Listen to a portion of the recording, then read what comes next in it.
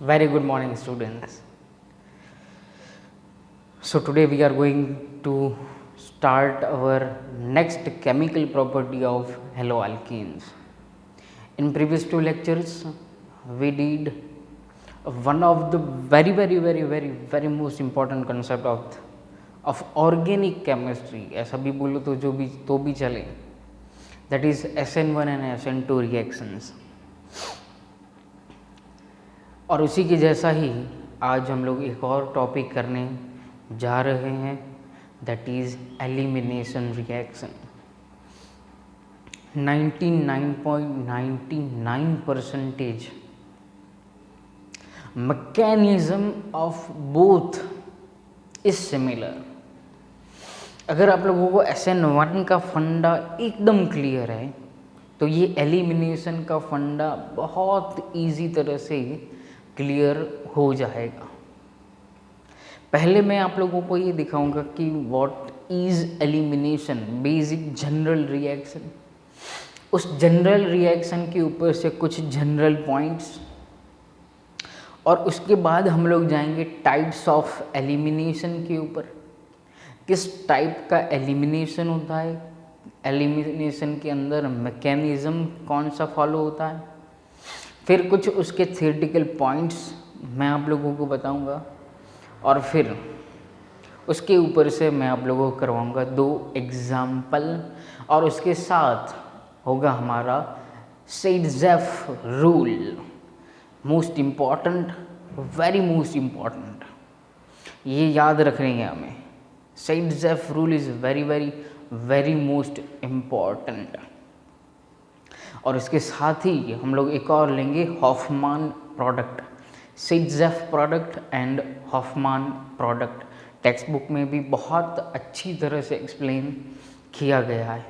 Okay, तो ये बात आप लोगों को याद रखनी है. आज का फंडा जो है वो हमें इतना कंप्लीट करना है. और हमारी टेक्स्ट बुक के अंदर ये दिया गया है बीटा एलिमिनेशन रिएक्शन के अंदर. तो टेक्स्ट बुक देखोगे तो आप लोगों को वहाँ से पता चल जाएगा. तो स्टार्ट करते हैं हम लोग सबसे पहले एलिमिनेशन रिएक्शन. Elimination reaction. अब what is the meaning of elimination reaction? तो कुछ एटम्स और कुछ group of the atom will remove and gives a suitable product. Suppose करो कि हमारे पास कोई एक ऐसा हमारे पास कंपाउंड है, यहाँ पे B एटम प्रेजेंट है, यहाँ पे A एटम प्रेजेंट है. यहाँ पे हम लोग यूज़ करेंगे रिएजेंट को, क्योंकि हमें क्या करना है, बॉन्ड को तोड़ना पड़ेगा. फिर ये दोनों A and B both are remove and बन जाएंगे AB. और प्लस हमें जो मिलेगा वो मिलेगा एक unsaturated compound. This compound is saturated. देखो what is the first point now. फिर मैकेनिज्म देखेंगे. What is the first point? तो सबसे पहला पॉइंट यहाँ पे ये होता है कि एक सैचुरेटेड कंपाउंड है और उसमें से हमें मिल रहा है अनसैचुरेटेड कंपाउंड. अनसैचुरेटेड एक कंपाउंड मिल रहा है. अब ये जो A एंड B एटम मैंने अभी आप लोगों को बताया वो कैसे होंगे, स्मॉल एटम्स होते हैं, हेलोजन या तो फिर हाइड्रोजन के जैसे स्मॉल एटम, और यहाँ पे होते हैं group of atom. Group of atom. यहाँ पे third most important point, unsaturated में भी स्पेशल कौन है, double bond means alkene product is obtained. Alkene compound को अगर बनाना है तो यहाँ से इस मेथड से बन सकता है. Fourth most important point is हम लोगों ने 11th के अंदर ये सीखा हुआ है कि अल्कीन प्लस कोई भी एक रिएजेंट HCl जैसा हो, HBr जैसा हो या H2 जैसा हो, H2 जैसा भी यहाँ पे मॉलिक्यूल हो, तो यहाँ पे क्या होता है, this is addition reaction. Addition reaction हमें इसे बोलते हैं, क्योंकि अल्कीन में से हम लोग प्रिपेयर करते थे अल्केन्स। तो मतलब ये क्या है बेटा, elimination reaction. Elimination reaction is reverse of addition reaction. क्या है भाई, रिवर्स ऑफ एडिशन रिएक्शन। तो ये आप लोगों को 11th के अंदर पता चला होगा। अब यहाँ पे 5th मोस्ट इम्पॉर्टेंट पॉइंट ये हुआ, ये रिएक्शन एंडोथर्मिक है कि एक्सोथर्मिक है। तो सिंपली जब अल्केन है यहाँ पे, तो ये दोनों सिग्मा बॉन्ड ब्रेक होते हैं, 2 सिग्मा बॉन्ड्स ब्रेक होके एक पाई बॉन्ड बनाते हैं और एक सिग्मा बॉन्ड बनता है। ये पाई बॉन्ड बनेगा और एक सिग्मा बॉन्ड बनता है। मतलब क्या हुआ कि इसको तोड़ने के लिए ज़्यादा एनर्जी की हमें ज़रूरत पड़ती है, इसीलिए एनर्जी दे रहे हैं। मतलब किस टाइप का रिएक्शन हुआ, दिस इज एंडोथर्मिक रिएक्शन हुआ। एंडोथर्मिक रिएक्शन सभी हाई टेम्परेचर पे होते हैं, याद रखना ये बात। एंडोथर्मिक रिएक्शन सभी हाई टेम्परेचर पे होते हैं, मतलब डेल्टा H ग्रेटर देन 0 होगा तब ये रिएक्शन कैसे हो जाएंगे, spontaneous. Thermodynamics of the elimination reaction. चलो इतना कंप्लीट करो पहले, फिर हम लोग आगे बढ़ते हैं। अब हमारे सिलेबस के अंदर एक ही टाइप का है बीटा एलिमिनेशन। जनरली 2 टाइप होते हैं, जनरली 2 टाइप होते हैं, एक हमारे सिलेबस के अंदर नहीं है। यहाँ पे मैं फिर से कोई एक फंक्शनल ग्रुप A अटैच किया, यहाँ पे B अटैच किया, तो ये हो गया हमारा अल्फा कार्बन और यहाँ से हो गया ये बीटा कार्बन। फंक्शनल ग्रुप जिस कार्बन के ऊपर अटैच हो वो अल्फा कार्बन, आजू बाजू वाले बीटा गामा। तो फर्स्ट जो होता है वो है अल्फा बीटा एलिमिनेशन। अल्फा के ऊपर से फंक्शनल ग्रुप एंड बीटा के ऊपर से ये क्या होगा हमारा हाइड्रोजन। अल्फा और बीटा के ऊपर से एलिमिनेशन हो, या तो फिर second is alpha and gamma elimination. इसके बाद एक और कंपाउंड हो और ये जो बी भाई साहब जो हैं वो यहाँ पे अटैच हों और ये दोनों रिमूव हो रहे हों, तो उसको हम लोग बोलते हैं अल्फा गामा एलिमिनेशन। डन। चलिए अब हम लोग स्टार्ट करते हैं हमारा ओरिजिनल कंसेप्ट जो है। ओरिजिनल कंसेप्ट ये तो सिर्फ एलिमिनेशन क्या होता है उसके बारे में इंफॉर्मेशन ले ली, थोड़ी बहुत बेसिक बातें थी। सबसे पहले हम लोग स्टार्ट करेंगे अल्फ़ा बीटा, और हमारे सिलेबस में यही है, मतलब यही पढ़ेंगे alpha beta elimination. Alpha beta elimination के 3 टाइप होते हैं। नंबर 1 E1, नंबर 2 E2, कभी कभार यहाँ पे स्मॉल लेटर भी यूज़ किया जाता है, और तीसरा होता है E1CB।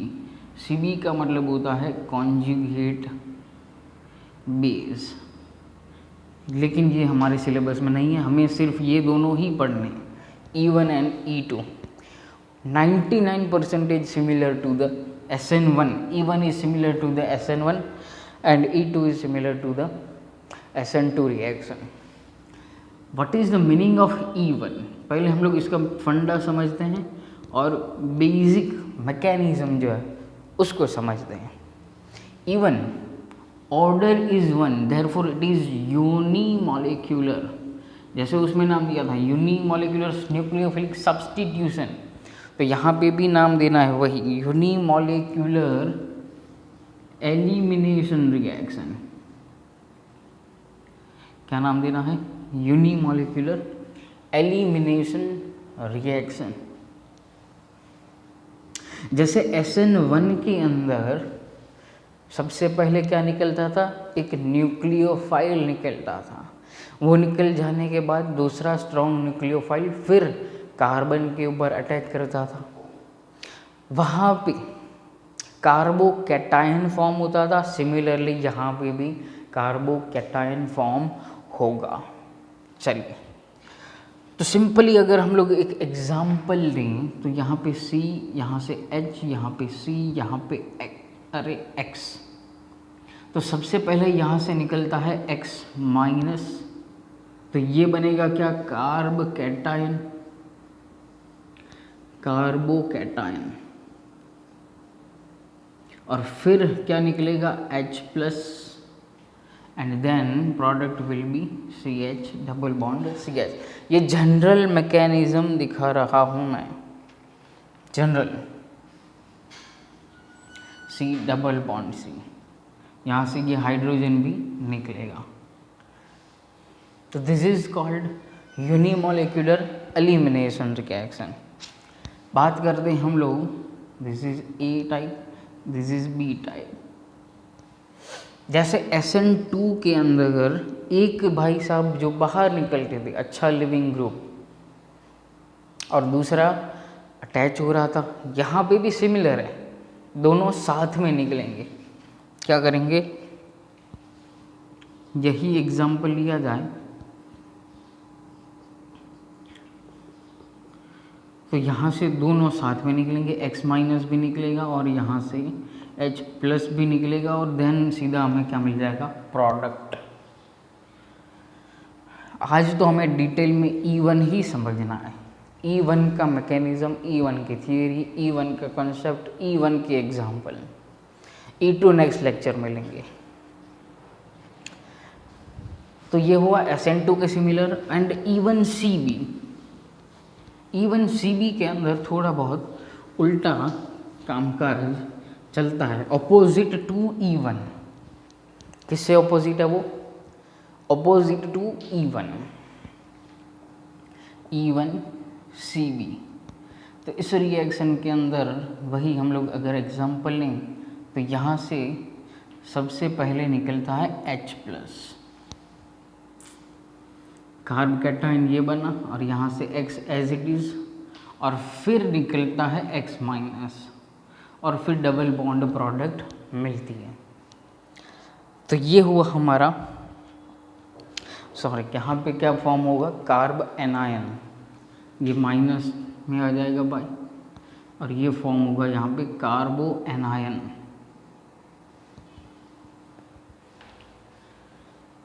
तो ये हुआ हमारा E1CB का इंट्रोडक्शन। E1CB तो हमें पढ़ना ही नहीं है, तो उसका तो कोई मतलब ही नहीं है, समझना है, सिर्फ एक आप लोगों को पता चले कि क्या होता है। चलिए, तो अब हम लोग स्टार्ट करते हैं। सबसे पहले E1 यूनिमॉलिक्यूलर एलिमिनेशन रिएक्शन। अब एक और बात यहाँ पे इम्पोर्टेंट समझ लो, नोट लिखो। चलो, नोट क्या होगी? When carbocation is formed as an intermediate, there is a possibility of rearrangement.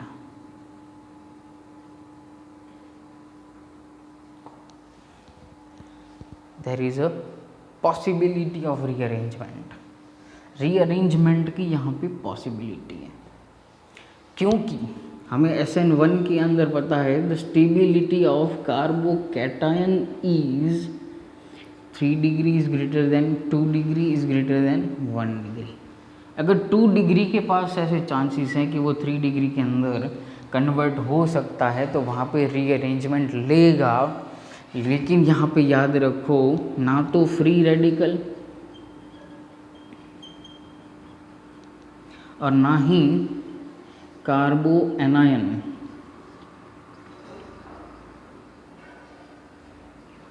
Rearrangement नहीं करते हैं, ये याद रखना है। फ्री रेडिकल और कार्बोकैटायन रीअरेंजमेंट नहीं कर सकते। मोस्ट इम्पॉर्टेंट बात यहाँ पे अब करते हैं रीएजेंट की। रीएजेंट कौन से यूज़ करेंगे और क्यों यूज़ करेंगे? रीएजेंट का यहाँ पे रोल जो है वो 2 टाइप से होता है, जैसे SN1 में था वैसे ही। एक तो पोलार प्रोटिक सॉल्वेंट को हम लोग यूज़ करते हैं यहाँ पे, पोलार प्रोटिक। क्यों? क्योंकि हमें पता है C और हेलोजन का बॉन्ड तोड़ने के लिए हम लोग उसको यूज़ करते हैं।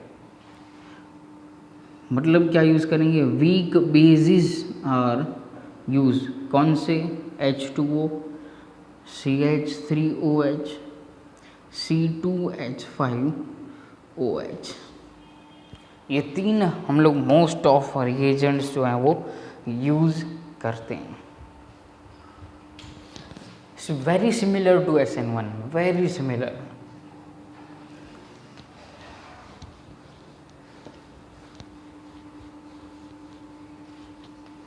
चलिए अब हम लोग समझते हैं एक जनरल मैकेनिज्म को।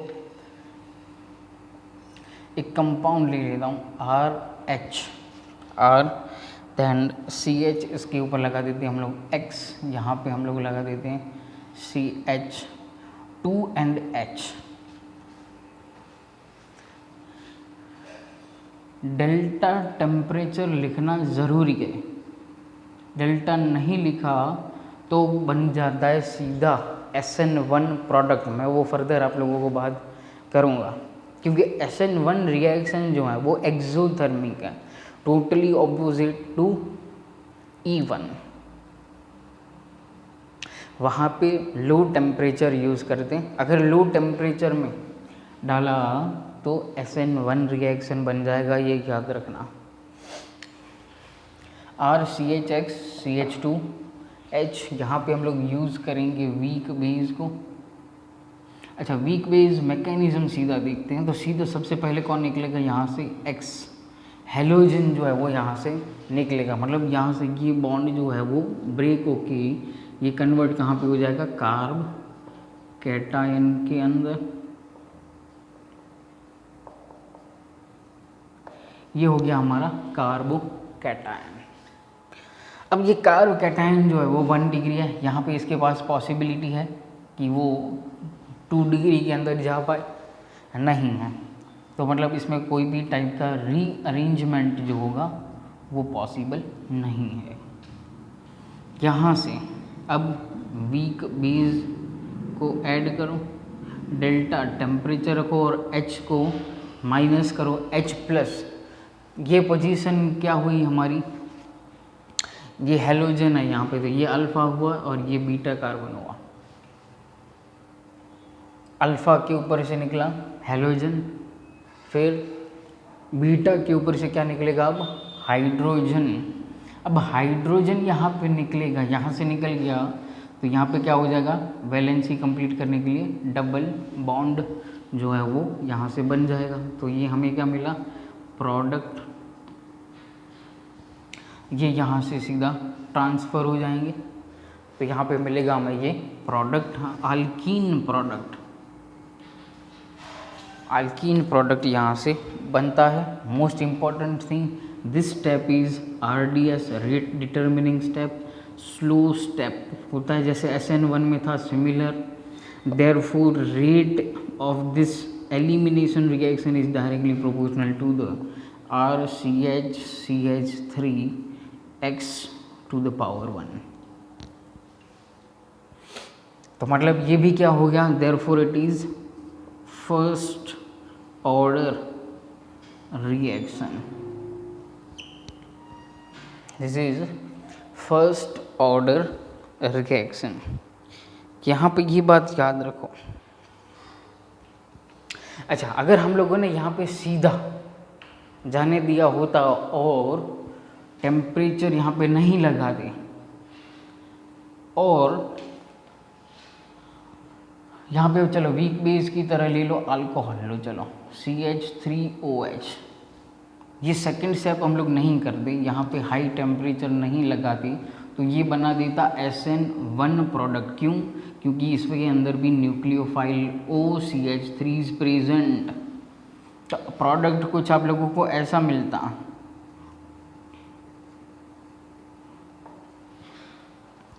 प्रोडक्ट कुछ आप लोगों को ऐसा मिलता, RCH, यहाँ पे आएगा CH3, ऐसे करके आप लोगों को ये प्रोडक्ट मिलता। तो ये आप लोगों का हो गया क्या, SN1 प्रोडक्ट। और यहाँ पे जब अल्कीन बनता है, इसीलिए क्या important, high temperature is very most important, high temperature is very most important. तो ये था हमारा कंसेप्ट। मैकेनिज्म सिंपल मैंने आप लोगों को दिखाया है यहाँ पे, इसका एलिमिनेशन रिएक्शन का। अब कुछ इम्पोर्टेंट पॉइंट्स जो हैं उसको मेंशन कर लेते हैं।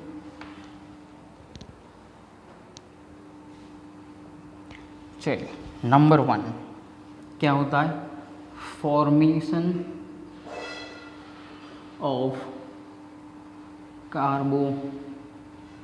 Formation of carbocation.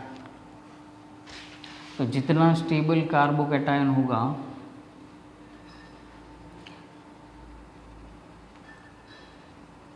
उतना ही क्या होगा, रेट इंक्रीज होगा। और हमें ये ऑर्डर पता है,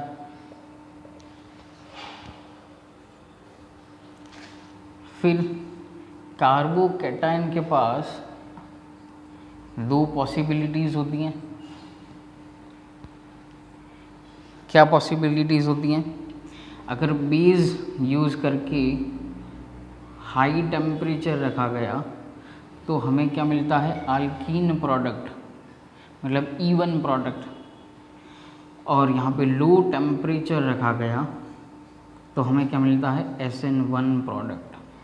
ये बहुत important. Okay, third point, rate वाली बात हम लोगों ने कर ली, तो यहाँ से मैं फिर से नहीं लिख रहा हूँ। वीक बेस मोस्ट इम्पॉर्टेंट है ये। अगर स्ट्रॉन्ग बेस लिया तो क्या हो जाएगा, SN1 मिलेगा। If strong base will not wait for removal of X minus. Strong base जो अगर यूज़ करेंगे तो सीधा ये कन्वर्ट हो जाएगा SN2 के अंदर। याद रखो ये बात, इसलिए हम लोग क्या करते हैं, वीक बेस का यूज़ करते हैं। नंबर 4 क्या होना चाहिए, सॉल्वेंट। कैसा होता है यहाँ पे, पोलार प्रोटिक टाइप होता है, बहुत इम्पोर्टेंट। ओके,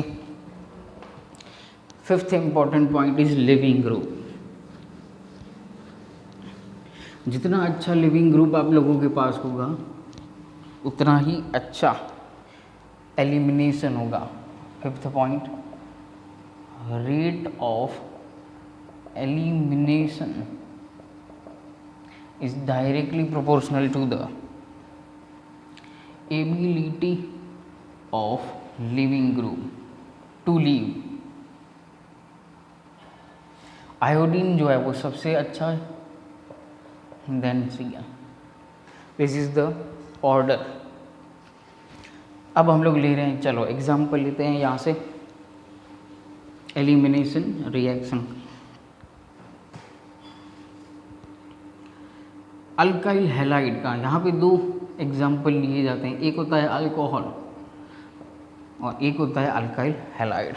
चलिए तो हम लोग सीधा एग्जाम्पल से CH3 CH Br CH3 यहाँ पे ले लिया हम लोगों ने CH3OH एंड हाई टेम्परेचर या तो फिर डेल्टा, दोनों में से कोई एक तो होना ही चाहिए। 60 डिग्री सेल्सियस टेम्परेचर ले लेते हैं। पहले कौन निकलता है Br। अब देखो ये हमारा क्या हो गया अल्फा कार्बन, ये दोनों हो गए बीटा कार्बन। तो दोनों में से क्योंकि सिमेट्रिक स्ट्रक्चर है तो दोनों में से कहीं से भी आप लोग निकालो कोई प्रॉब्लम नहीं। तो CH3CH डबल बॉन्ड CH2 तो आप लोगों को मिलेगा ये प्रोपीन प्लस आप लोगों को क्या मिलेगा HBr। सेकंड यहाँ से CH2 CH CH3 and Br। अब यहाँ से क्या होगा, मान लो 80 degree Celsius high temperature CH3OH लिया हम लोगों ने, तो यहाँ से ये जो निकलेगा हेलोजन तो इसके ऊपर आएगा पॉजिटिव चार्ज और ये कैसा हो गया 2 डिग्री। अब 2 डिग्री में से 3 डिग्री में जा पाएगा कहीं से, चेक करो क्योंकि रीअरेंजमेंट इज पॉसिबल। चलो देखते हैं मैकेनिज्म क्या होता है। फिर आप लोगों को यहाँ पे एक और कन्फ्यूज़न है, ये दोनों बीटा कार्बन है, कहाँ से डबल बॉन्ड निकालेंगे। तो दो पॉसिबिलिटीज़ दिखती है यहाँ पे।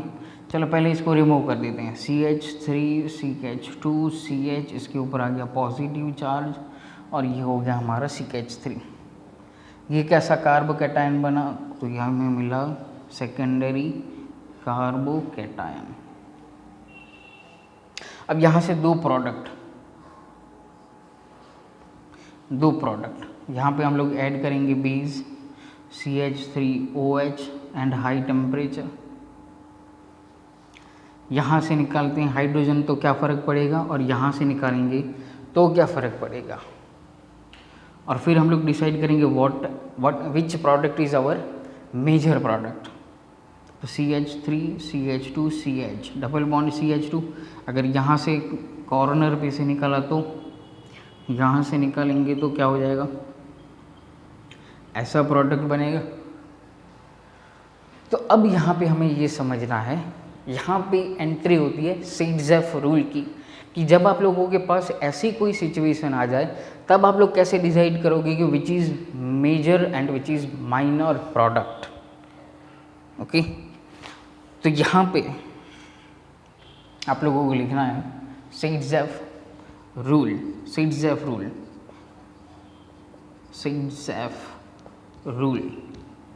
ओके, when small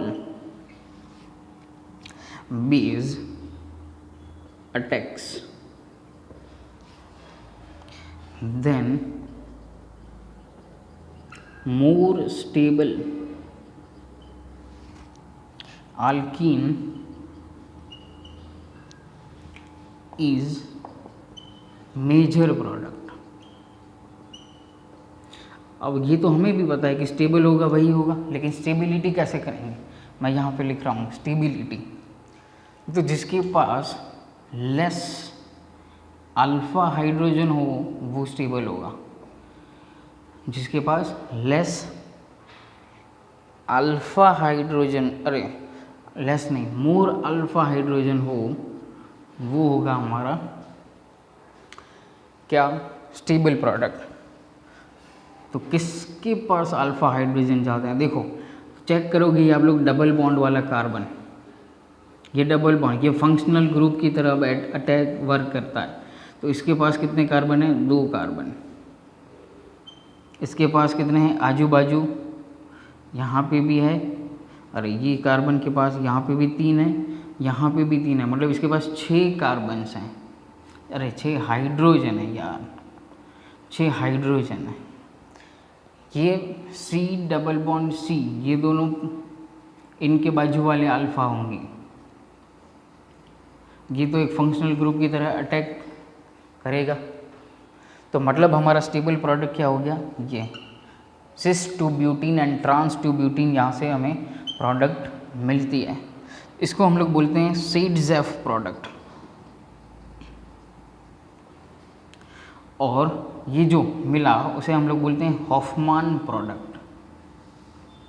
क्या बोलते हैं इसे, हॉफमान प्रोडक्ट। ये मिलता है 20% में और ये मिलता है हमें 80% में। कितने में, 80% में। देन तो ये हमारा मोस्ट इम्पॉर्टेंट कंसेप्ट हुआ, मोस्ट इम्पॉर्टेंट कंसेप्ट। तो ये आप लोगों को यहाँ से समझना है, एलिमिनेशन रिएक्शन। फटाफट से इसको कॉपी पेस्ट आप लोग कर सकते हो। Most important elimination reaction. और सीडजेफ और हॉफमान के ऊपर एमसीक्यू बहुत अच्छे पूछे जाते हैं, तो वो भी आप लोगों को प्रिपेयर करने हैं। आज का लेक्चर यहाँ पे ख़त्म। नेक्स्ट लेक्चर के अंदर मैं लूँगा E2 similar to the SN2। So thank you very much.